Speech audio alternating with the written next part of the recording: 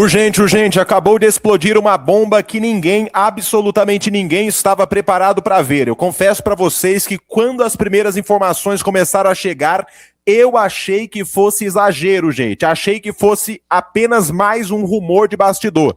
Mas o que está surgindo agora é tão absurdo, tão gigantesco e tão inacreditável que está deixando até os observadores mais experientes completamente sem palavras. E atenção, porque isso daqui é sério demais.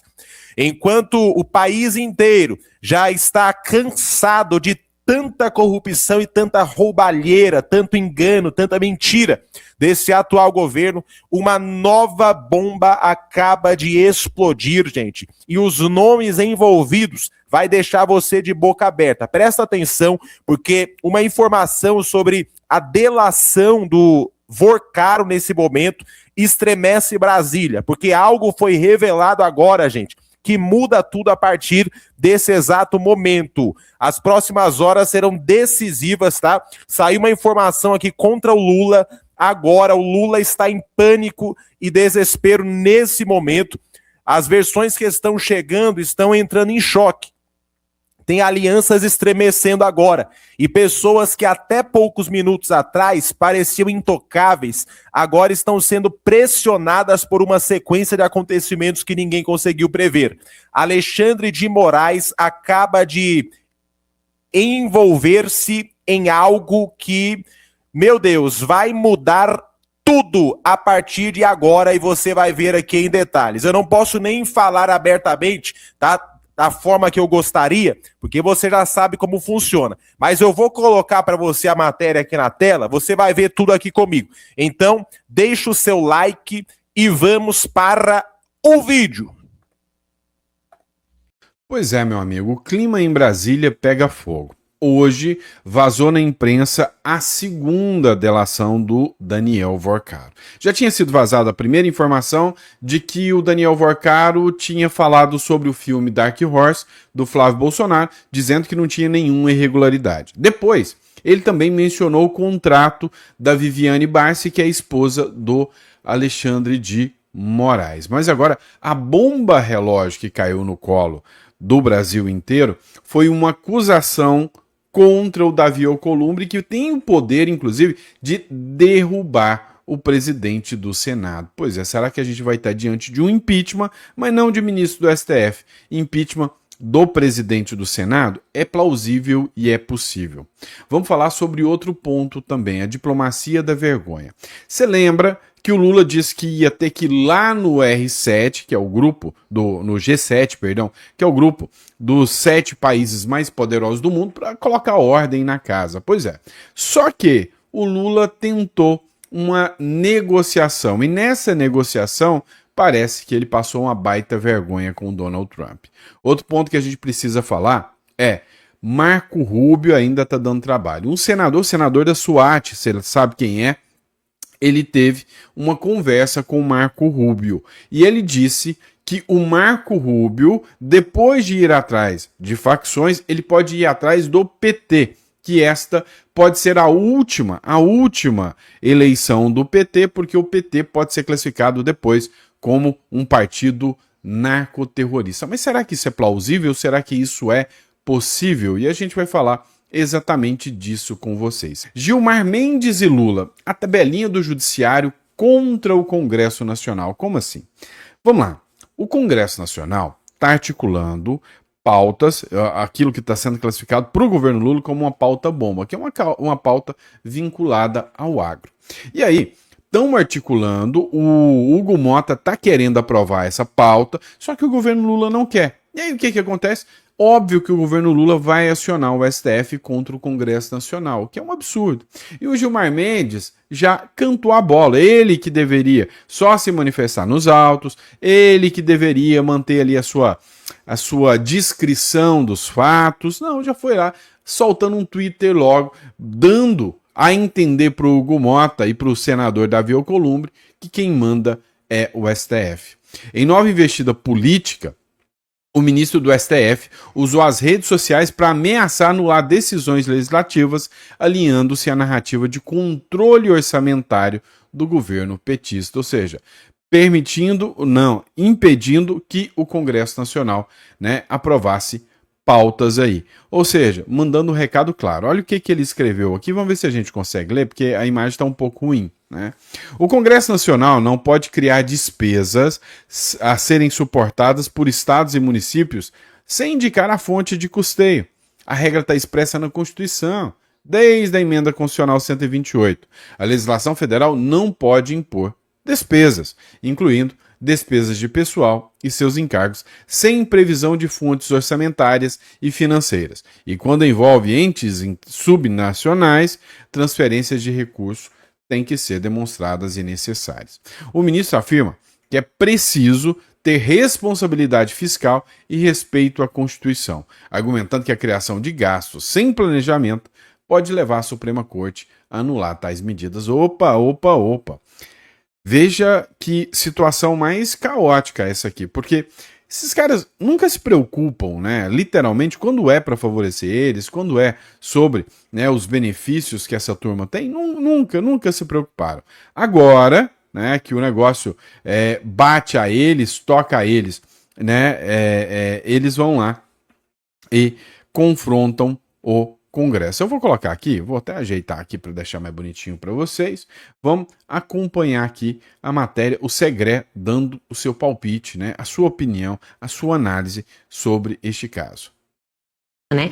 O STF salva o Brasil, né? Salva a nossa democracia. Então, se o Gilmar Mendes está tomando essa atitude ou pretende tomar essa atitude, é porque é pelo bem da pátria. Claro que não, gente, eu tô sendo muito sarcástica aqui. E, assim, é incrível, né, como o Gilmar Mendes e o Luiz Arthur que fala, como ele é comentarista político de Twitter, adora fazer lá o seu Twitter. Quando tava lá no Gilmar Palusa, apresentava os quadros e reuniões e encontros que ele tinha. Foi uma honra disso, uma honra daquilo. Realmente completamente desligado da população e do que a população precisa. Afinal de contas, não vamos esquecer que apesar do Congresso ser male, não ser o melhor que temos, mas eles foram eleitos pela população. E ele? Quem colocou o Gilmar Mendes lá? Certeira, né? Acertou em cheio. Quem colocou o Gilmar Mendes lá, né? Nós que não fomos, né? E será que se ele tivesse que passar por mais um pleito, ele ia conseguir os votos para estar lá? Duvidel-dó. Vamos lá. Lula passou uma vergonha, mas que baita vergonha. O Lula não cansa de passar vergonha, a verdade é essa. O Lula, ele anda atacando o Donald Trump, o Marco Rubio, por causa da declaração dos Estados Unidos de que o PCC e o Comando Vermelho são organizações terroristas. E aí o Lula não queria ir no G7, mas disse o seguinte: eu vou ter que ir no G7 para botar ordem na casa, eu vou ter que ir no G7 para resolver os problemas lá, eu tenho que organizar esta vida aqui do G7 e eu vou lá para resolver isso. Pois é, diplomacia em vergonha. O Trump ignora Lula e negou uma reunião no G7 com Lula. Pois é, mas que vergonha que o Lula tá passando. Ele é um chefe de Estado. O Flávio, que é um senador da República, não tem a diplomacia, não tem o Itamaraty para estar negociando, conseguiu estar lá com o presidente norte-americano. Agora, o Lula tenta uma agenda com o Trump e o Trump falou, não, sai fora daqui. A ausência de uma agenda bilateral entre o presidente brasileiro e o líder americano expõe o isolamento do governo Lula e levanta questionamentos sobre a perda de relevância do Brasil no cenário internacional. A diplomacia brasileira enfrenta um momento de visível desgaste e desprestígio também. Informações confirmadas indicam que não há previsão de uma reunião bilateral entre o presidente Luiz Inácio Lula da Silva e o presidente dos Estados Unidos, Donald Trump, durante a próxima reunião do G7. O episódio, que está sendo amplamente tratado por críticos como uma humilhação diplomática, coloca em xeque a política externa do atual governo Lula. E aí eu vou além, tá? Eu vou até citar além aqui. O André Marsiglia fez um vídeo aqui falando justamente sobre esta situação em específico. Eu vou colocar o vídeo aqui para vocês, né? Mas se o Lula quiser, ele poderia até pedir ajuda para o Flávio Bolsonaro, né? Vai que o Flávio Bolsonaro está disposto a ajudar. Não, Lula, calma, eu consigo marcar um encontro para você, já que você, como presidente da República, como chefe de Estado, não consegue. Olha só o que diz o André Marsiglia, humilhado novamente. O Poder 360 publicou ontem que o ministro do Desenvolvimento e Comércio Exterior do Lula, Márcio Elias Rosa, vai se reunir até o fim desta semana com o representante comercial dos Estados Unidos.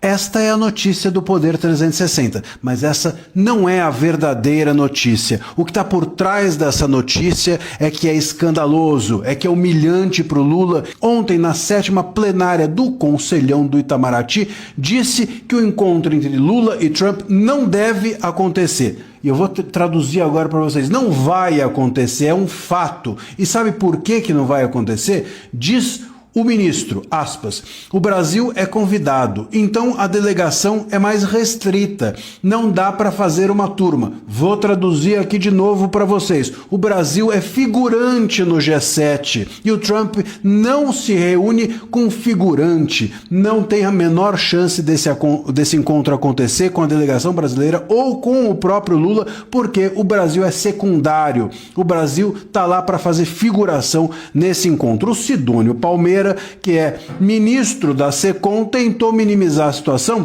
e disse o seguinte, que embora o encontro não esteja marcado, uma conversa pode acontecer informalmente, como foi na Malásia. O que o Sidônio está querendo dizer é que eles vão tentar, de novo vou traduzir, vão tentar pegar o Trump no corredor e tirar uma foto com ele. Justamente, curiosamente, aquilo que eles alegaram que o Flávio tinha ido fazer nos Estados Unidos. Só que o Flávio foi lá, se reuniu no Salão Oval com o Trump, conseguiu obter do Trump decisões e o Lula não consegue nenhum encontro com o Trump no G7. Não é nem nos Estados Unidos, é nem no G7.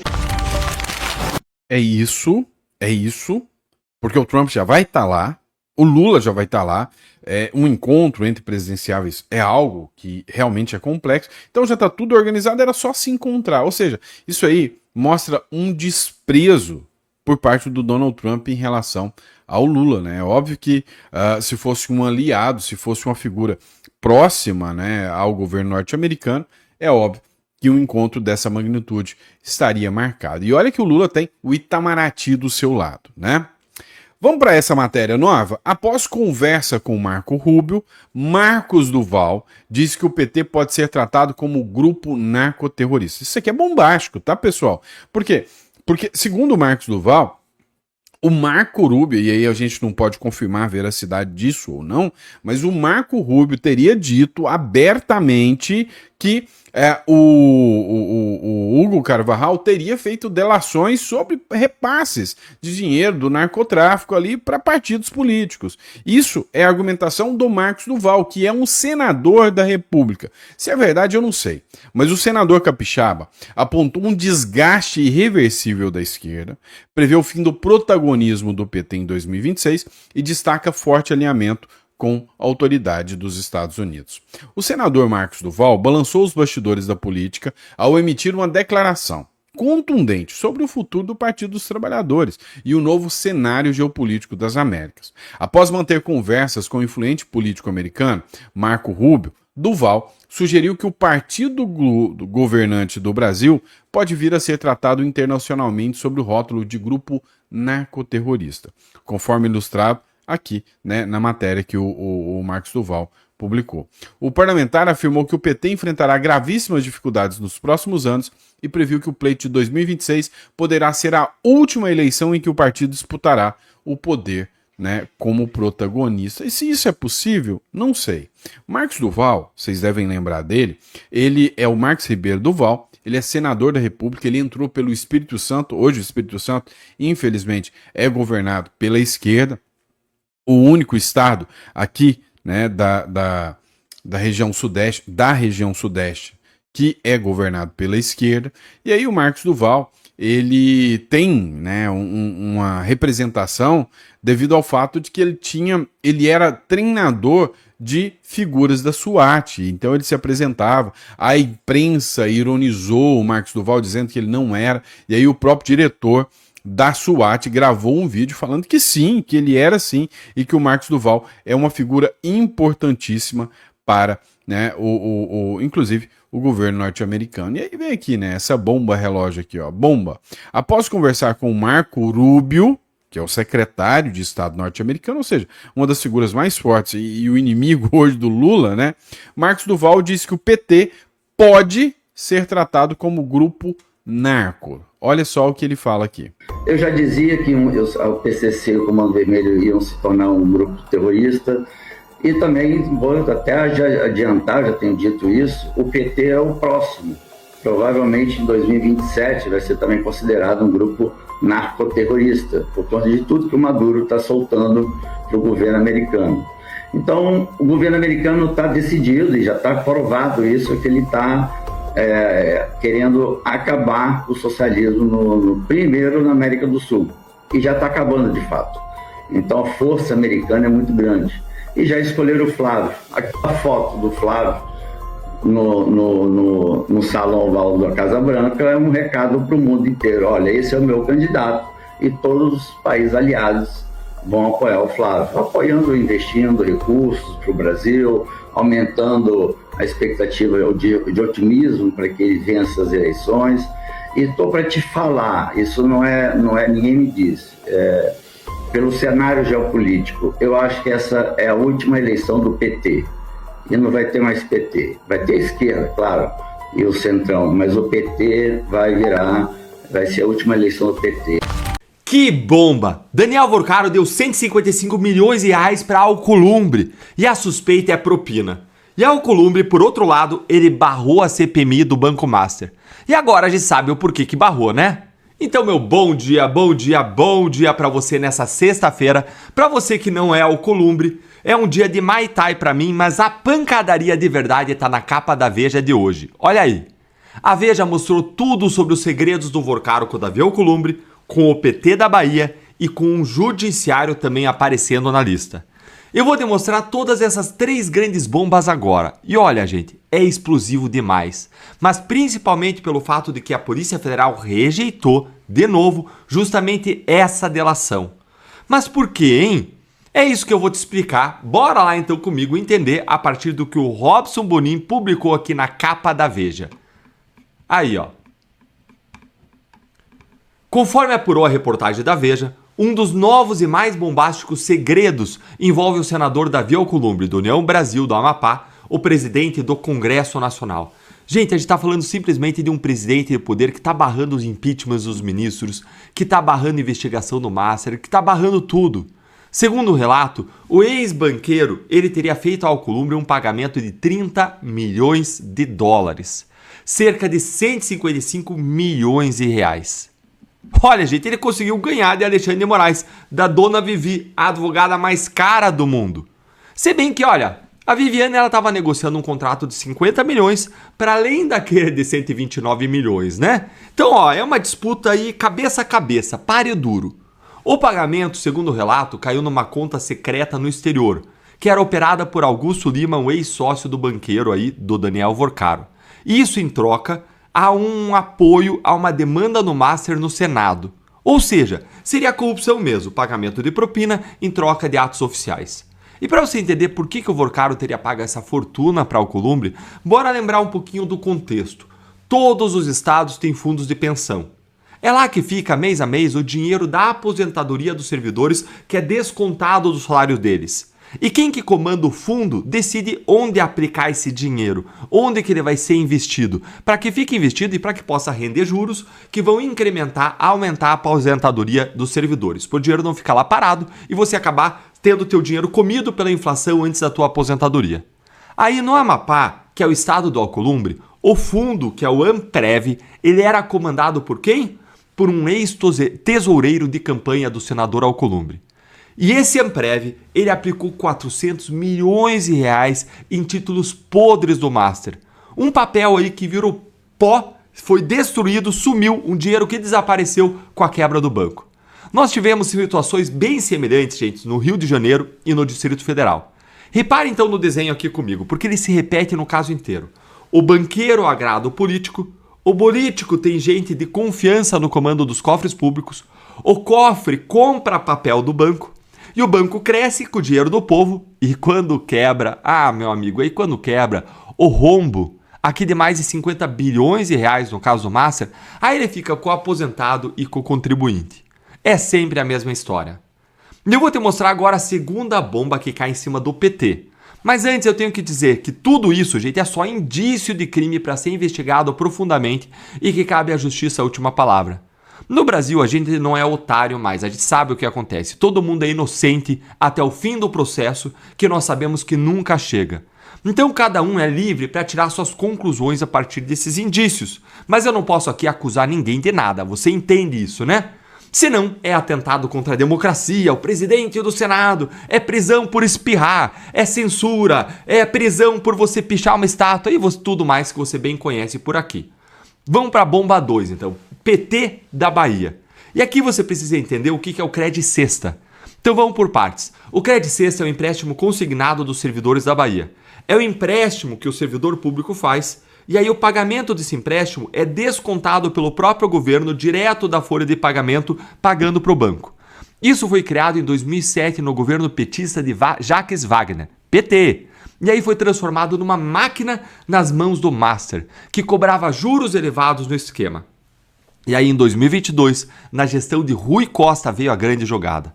Um decreto, ele restringiu a portabilidade da dívida. O direito do aposentado ali, ou do servidor público, de quem tem salário pago pelo governo, restringiu o direito de você levar a dívida para um outro banco com juros menores. Ou seja, travaram a porta de saída e a pessoa ficou amarrada no Master.